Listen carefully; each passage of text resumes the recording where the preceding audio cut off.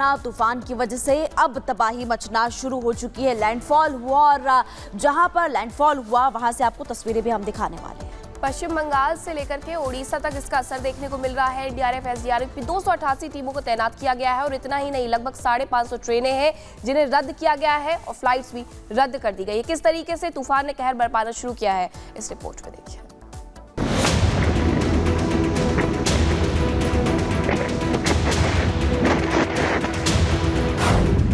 समंदर में ऊंची उठती लहर, जमीन पर तेज हवाओं का कहर, कई राज्यों में तेज बारिश जारी। शुरू हुई दाना की तूफानी पारी।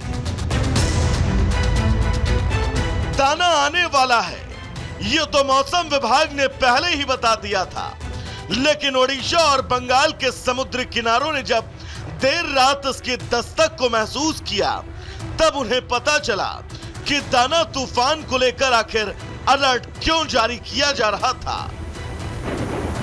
तेज हवाओं ने जब अपना असर दिखाना शुरू किया, समंदर की लहरों की रफ्तार और ऊंचाई दोनों ही बढ़ने लगी। कई इलाकों में तेज बारिश भी शुरू हो गई।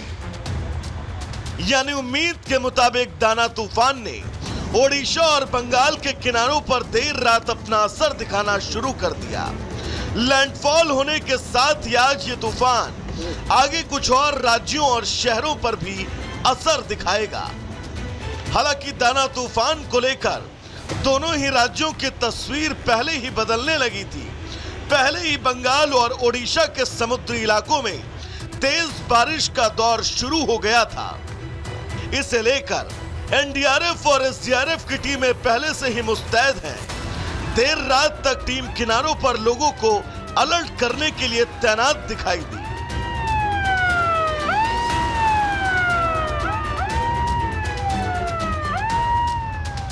तूफान के असर को देखते हुए राज्यों की सरकारें अलर्ट मोड पर हैं। देर रात ओडिशा के मुख्यमंत्री खुद कंट्रोल रूम में मौजूद रहे और तूफान के बढ़ते असर का आकलन करते रहे। दूसरी ओर बंगाल के सीएम ममता भी देर रात मौसम विभाग और राज्य के अधिकारियों के साथ बैठक करती रही। भुवनेश्वर मौसम विभाग के मुताबिक तूफान ओडिशा में भीतरकनिका नेशनल पार्क और धामरा पोर्ट के पास लैंड करेगा। इसकी लैंडफॉल प्रोसेस 5 घंटे चलेगी।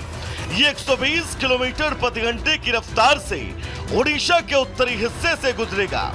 दाना के असर से भद्रक, केंद्रपाड़ा समेत कई जगहों पर 12 इंच से ज्यादा बारिश होगी।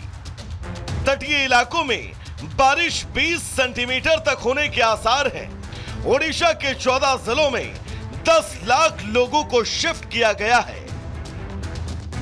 Bureau report, Republic Bharat.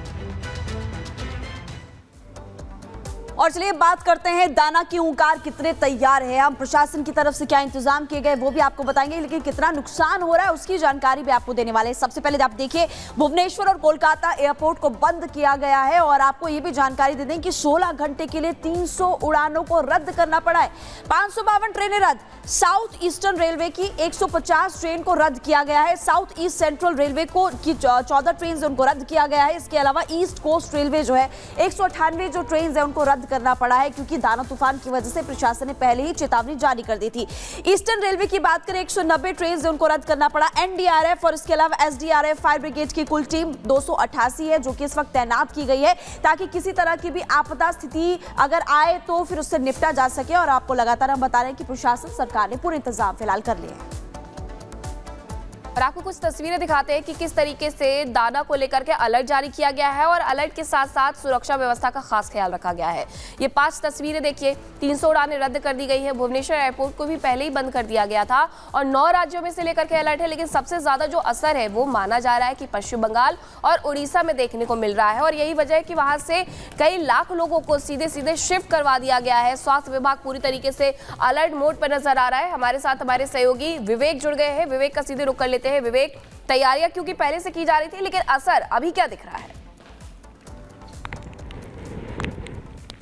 बिल्कुल हवा की रफ्तार तो कम हुई है और धामरा पर हम खड़े हैं क्योंकि धामरा ही ये इलाका कहलाता है और यहाँ पर जो सड़क है वहाँ पर कई पेड़ गिर गए हैं। आप तस्वीरें देखें, ये जड़ से पेड़ उखड़ गया है और इस तरफ की जो तस्वीरें आप अगर देखेंगे सड़क किनारे पेड़, हालांकि इस सड़क पर ये नई सड़क बनी है और यहाँ पर पेड़ कम मिलेंगे, झाड़ियाँ ज़्यादा मिलती हैं, आसपास के गाँव है, इक्के दुक्के मकान हैं, लेकिन ये पेड़ यहाँ से उखड़ गया है और एक जो तबाही के जो सबूत होते हैं वो साफ तौर पर यहाँ दिख रहा है। और दाना ने ये दिखाने की कोशिश की कि हाँ ताकत हमारी ज़्यादा थी और इस रास्ते में जो आया उसे हमने उखाड़ फेंका है। तो यहाँ पर ये पेड़ गिरा है और इसके अलावा और आपको हम आगे लिए चलते हैं और अगर इस पेड़ को हम ज़रा पार करें, कोई तकलीफ ना हो यहाँ पर, आप आसानी से चले आइए। तो मैं आपको दिखाऊंगा यहाँ पर कि आगे भी जो पेड़ हैं, आगे भी जो पेड़ हैं वहाँ भी पेड़ गिरे हैं। और आप आइए थोड़ा तस्वीरें आपको दिखाते हैं क्योंकि ये सड़क पर और इस तरफ जो नई सड़क बनती है तो यहाँ से मिट्टी काट कर ये सड़क का निर्माण कराया गया था सपोर्टिव। और यहाँ पर देखिए एक पेड़ और गिरा है और इसकी जद में ये जो बिजली के तार हैं,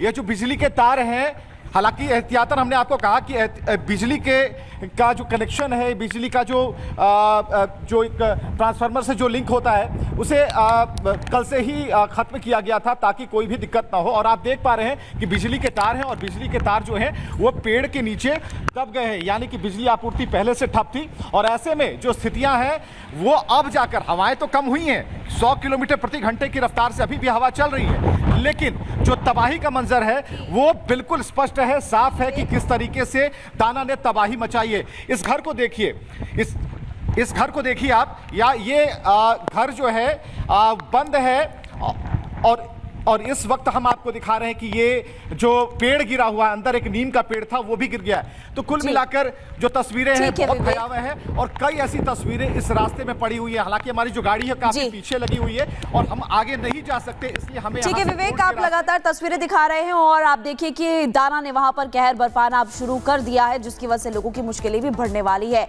आगे बढ़ते हैं और बात करेंगे अब जम्मू कश्मीर की, क्योंकि जम्मू कश्मीर में एक बार फिर से पाकिस्तानी आतंकियों की तरफ से कायराना करतूत की गई। आतंकियों ने एक बार फिर से घुसपैठ की और फिर जो तस्वीरें सामने आई वो आपको बताएंगे, दिखाएंगे, अपडेट्स भी आप तक पहुंचाएंगे। तो गांदरबल में सबसे पहले हमला किया जाता है, 7 लोगों की जान चली जाती है, उसके बाद त्राल में लोगों को निशाना बनाया जाता है और अब गांदरबल से ही सटे हुए सोनबर्ग में भी इसी तरीके से हमला किया गया है। लेकिन इस कायराना करतूत का मुंहतोड़ जवाब देने के लिए आर्मी सर्च ऑपरेशन चला रही है।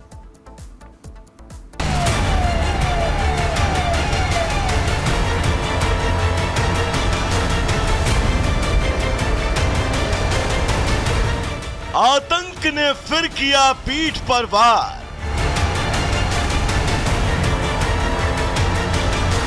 सैनिकों के काफिले को बनाया निशाना।